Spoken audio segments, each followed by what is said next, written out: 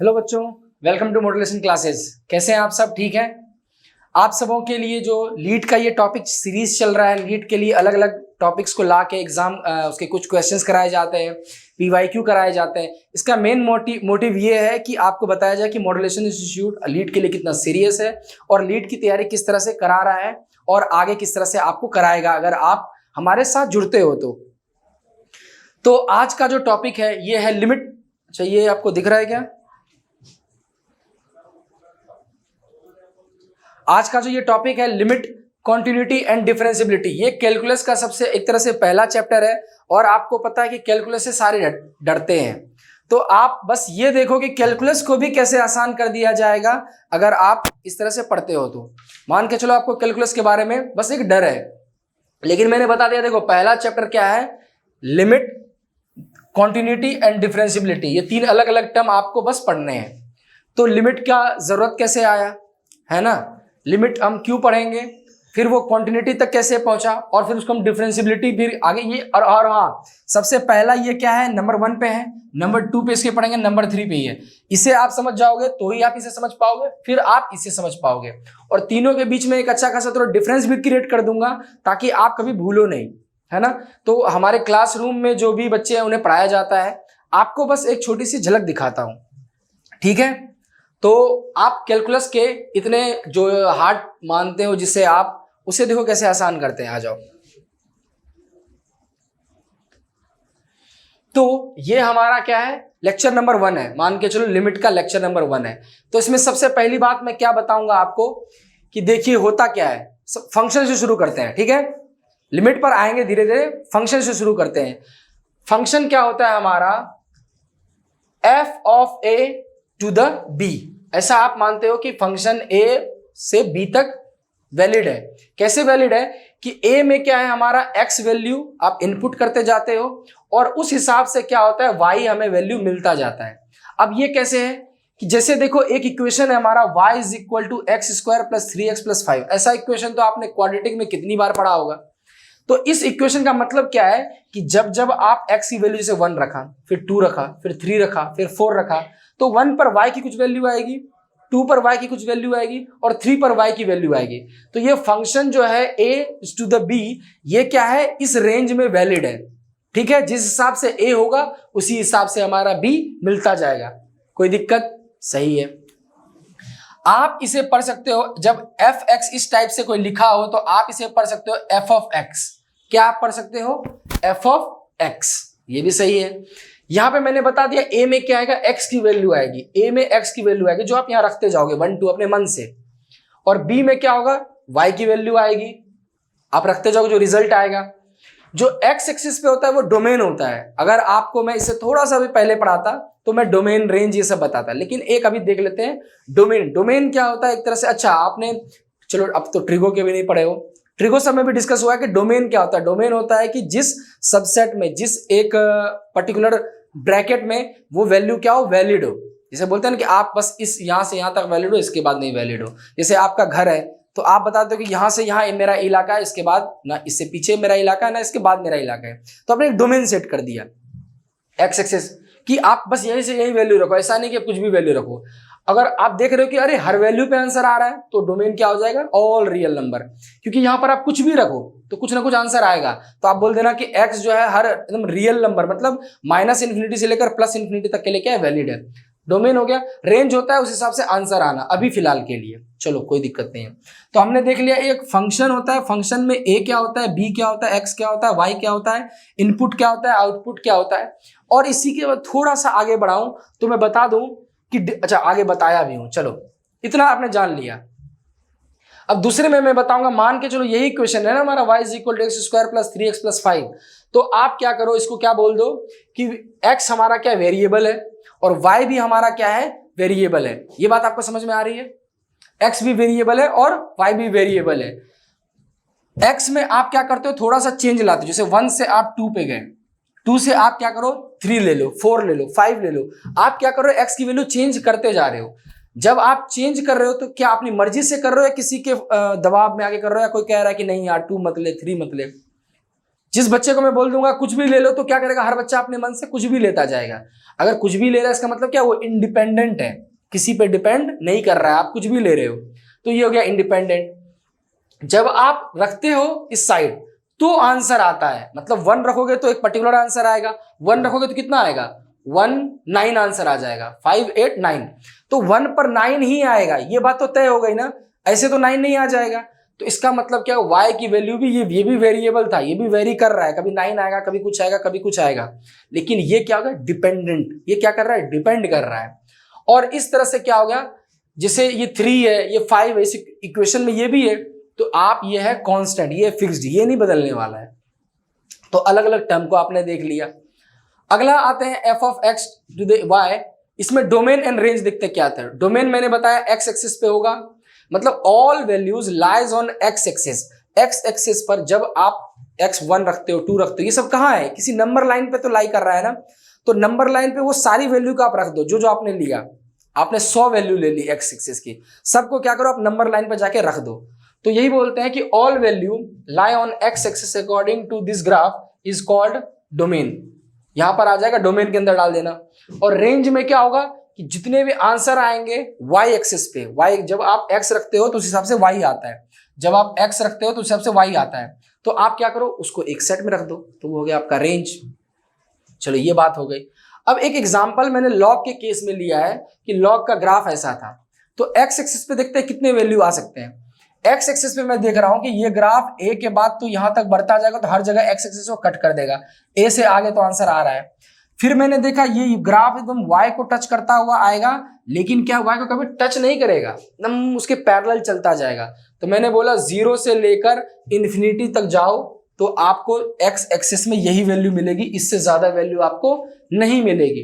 तो आपने क्या किया, डिसाइड कर लिया कि x एक्सिस पे क्या वैल्यू आ सकती है, 0 आएगी और क्या आएगी बताओ, 0 आएगी और इन्फिनिटी तक जाएगी। और y एक्सिस पे देखो तो क्या है, y एक्सिस पे ऐसा कटता जाएगा, यहां भी कटेगा, यहां भी कटेगा, इधर भी कटेगा, इधर भी कटेगा, इधर भी कटेगा। तो y एक्सिस पे क्या होगा, माइनस इन्फिनिटी, ये प्लस इन्फिनिटी, ये है माइनस इन्फिनिटी, तो इसका डोमेन हो गया, इसका रेंज हो गया माइनस इन्फिनिटी से इन्फिनिटी। डोमेन रेंज और को डोमेन में बाद में कभी डिफरेंस बताऊंगा, वो फंक्शन में। तो अभी तक आपने समझ लिया डोमेन और रेंज। जैसे मान के चलो एक और फंक्शन दिया एफ एक्स इक्वल टू, और हर फंक्शन का अपना डोमेन और अपना रेंज होता है, ये बात जान लो। एक फंक्शन होता है, उस फंक्शन का एक ग्राफ बनता है, एक फंक्शन होगा कोई भी, उसका एक क्या बनेगा, ग्राफ। जैसे ग्राफ बनेगा तो एक्स एक्सिस और वाई एक्सिस पता चल जाएगा, और जैसे एक्स एक्सिस और वाई एक्सिस पता चल जाएगा आपको डोमेन और रेंज देखते ही पता चल जाएगा। ये है ग्राफ, ये है फंक्शन। फंक्शन का भी ग्राफ नहीं बनाया, लेकिन अपना दिमाग लगाते हैं कि x कहां तक वैलिड है। मैंने बोला x वहीं तक वैलिड है जब तक ये ब्रैकेट वाला टर्म क्या है, ग्रेटर देन 0 है। ये ब्रैकेट वाला टर्म क्या है, रियल नंबर है। रियल नंबर कब होगा, जब 0 से बड़ा होगा, या फिर 0 के इक्वल भी हो सकता है। तो जब हमने इसका आंसर निकाला तो देखा कि माइनस इन्फिनिटी से -2 तक वैलिड है और 2 से लेके इन्फिनिटी तक वैलिड है। तो मैंने बता दिया x का जो डोमेन होगा वो बस यही के लिए वैलिड है, क्योंकि जैसे 2 रखोगे तो देखो क्या आ जाएगा, 2 रखोगे तो क्या आ जाएगा, 0 आएगा। 2 पे तो वैलिड है, लेकिन 2 से जरा सा छोटा रखो, जैसे इसके बीच में रखो, तो आंसर माइनस में आने लगा, जो कि इमेजिनरी चला जाएगा। तो बोलेंगे नहीं, वो आंसर नहीं चाहिए, क्योंकि वो नंबर लाइन पर लाई ही नहीं करेगा। जब आप एक्स एक्सिस पे लिखने जाओगे तो 1.9 लिख दोगे, उसका आंसर y कुछ आ ही नहीं रहा, तो बोलेंगे नहीं, ये नल एंड वाइड है। ठीक है, तो ये पेयर में चलते हैं फंक्शन। डोमेन और रेंज क्या है, पेयर का खेल है। ऐसा समझ लो क्या कि डोमेन लड़का है और रेंज क्या है, लड़की है। ये भी सही है, रेंज लड़की का रेंज। ठीक है, तो क्या है कि जब एक लड़का और एक लड़की मिलेंगे तभी शादी हो पाएगी, ना तभी वो फंक्शन एक तरह से बन पाएगा। अब लड़का आ गया है, लड़की मिल ही नहीं रही, तो वो शादी कैंसिल। तो वही हो गया, वो उसका डोमेन रेंज कैंसिल। ऐसे आंसर्स को गायब कर दो। तो ये मैंने बीच से ऐसे आंसर को गायब कर दिया। और रेंज इसके लिए क्या हो जाएगा, डोमेन यहां आ गया, ठीक है, और इसके हिसाब से इसका क्या आ जाएगा, रेंज आ जाएगा। उस रेंज में गायब कर दो डोमेन रेंज। इसके लिए यहां भी क्या, नीचे वाला टर्म क्या होना चाहिए हमारा, 0 नहीं होना चाहिए, 0 नहीं होना चाहिए, तो cos 3 आ जाएगा। तो डोमेन क्या हो जाएगा, ऑल रियल नंबर। तो इस क्वेश्चन को अभी आप देखो, इस चीजों को जब आप सामने रहते तो और अच्छे से बताता। अभी बेसिक बेसिक चीजें बता रहा हूं बस। इंटरवल क्या होता है? इंटरवल क्लोज्ड इंटरवल होता है, जो कि आपका एंड वैल्यू भी क्या होगा? एंड पॉइंट्स इंक्लूड, मतलब ये भी पॉइंट इंक्लूड होगा, ये भी पॉइंट इंक्लूड होगा, और इनके बीच में जो भी है and in between values are also included, ये भी इंक्लूड आपको करना पड़ेगा। अगला है आपका ओपन इंटरवल क्या होता है? पहले इसको मैं ऐसे कर देता हूं।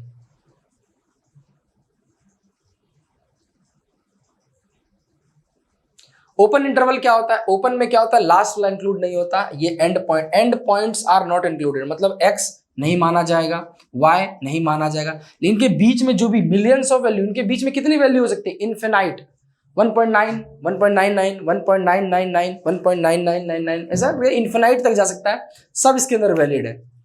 हाफ ओपन हाफ क्लोज, मतलब पहले हाफ ओपन बोला तो ओपन कर दो, हाफ क्लोज बोला तो क्लोज कर दो, मतलब ओपन वाले की लास्ट वैल्यू नहीं ली जाएगी, क्लोज वाले की लास्ट वैल्यू ली जाएगी। इसका जस्ट उल्टा, हाफ क्लोज्ड पहले क्लोज कर दो, फिर हाफ ओपन कर दो, मतलब लास्ट वैल्यू इंक्लूड की जाएगी और फिर एंड वाले वैल्यू इंक्लूड नहीं की जाएगी। ठीक है, अब आते हैं 1-1 फंक्शन पे। ये एक तरह का फंक्शन है, कुछ फंक्शन जान लेते हैं। लिमिट, कॉन्टिन्यूटी, डिफरेंशिएबिलिटी थोड़ा सा लेट से आएगा, उससे पहले आपको फंक्शन जानना होता है। तो ये क्या है? फंक्शन का टॉपिक चल रहा है, आप इसे स्किप नहीं कर सकते, आपको ये समझना ही होगा। अब ये क्या है कि आपको इस तरीके से क्या हो जा रहा है, एक तरह से इंट्रोडक्शन भी दे दिया जा रहा है और आपको चीजें पता भी चल गई। ठीक है, तो आज के लेक्चर में बस यही देखेंगे। 1-1 में क्या होगा? एक के लिए एक आंसर होगा, मतलब एक लड़के के लिए एक लड़की, एक लड़के के लिए एक लड़की, एक लड़के के लिए एक लड़की।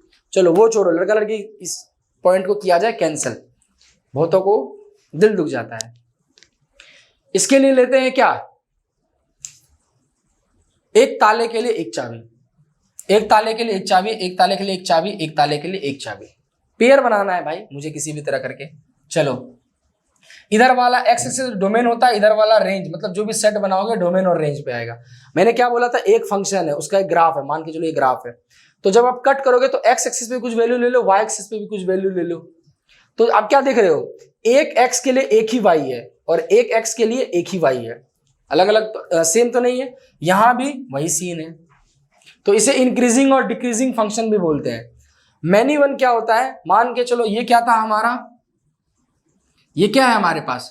ताला, और उसके बाद इसको चाबी बोल दो, मतलब हमारे पास दो ताले हैं, एक अलग ये ताला, एक ताला, लेकिन दोनों ताला क्या रहा है? एक ही चाबी से खुल रहा है। तो इसका मतलब दो ताले के लिए एक चाबी, अरे ये तो गड़बड़ वाला खेल है, ऐसा कैसे? तो चोरी हो जाएगी, ऐसे क्या हो जाएगा? गड़बड़ हो जाएगा। और अलग अलग भी है, लेकिन मैंने ये देख लिया कि दो ताले के लिए एक चाबी, इसका मतलब क्या है? दो ताला है, मतलब मैनी, मतलब यहां से दो आ गया ना, मैनी, इस मैनी के लिए एक ही है तो वन, तो मैनी वन। ऐसे फंक्शन को बोलते हैं मैनी वन फंक्शन, जिसमें क्या डोमेन में तो दो है, रेंज में क्या हो जाए? एक ही हो। ठीक है, जैसे यहां देखो क्या है कि x के लिए भी जब मैं किया तो y1 ही आंसर आ रहा है, और जब इस x के लिए क्या तो भी y1 ही आ रहा है। इसका मतलब क्या है? गड़बड़ है भाई, मैनी के लिए क्या हुआ? 1 आंसर आ गया। इसको बोलते हैं मैनी वन फंक्शन।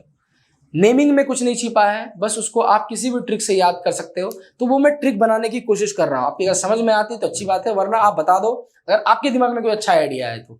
ठीक है, कमेंट में बताइएगा, ऐसा कुछ आप कुछ क्रिएटिव सोचो, जिससे कि कभी भूलो ना कि 1-1 क्या होता है, मैनी वन क्या होता है, ऑन टू क्या होता है, इन टू क्या होता है। नेमिंग क्या है, इतना ज्यादा कॉम्प्लेक्स कर देते हैं चीजों को कि आपके लिए क्या होती है? दिक्कत खड़ी हो जाती है। ऑन टू क्या होगा? ऑन टू होता है जैसे x के लिए e आया, y के लिए b आया, सब के लिए देखो यहाँ पर जो भी जितने हैं उसके लिए सब के लिए कोई ना कोई है, एक पेयर है, ऐसा कोई खाली नहीं बैठा हुआ यहाँ पे। तो इसे अब क्या बोलते हैं? ऑन टू, मतलब टू द पॉइंट, ऐसा बोल दो, ऑन है एकदम, ऑन टू पॉइंट है। तो यहाँ पर क्या है? All values its image in domain. ये एक तरह से अगर आप नाम दो तो क्या बोल सकते हो? इसे आप बोल दो इमेज, और इसे आप नाम रख दो प्री इमेज, ऐसा कुछ भी बोल दो।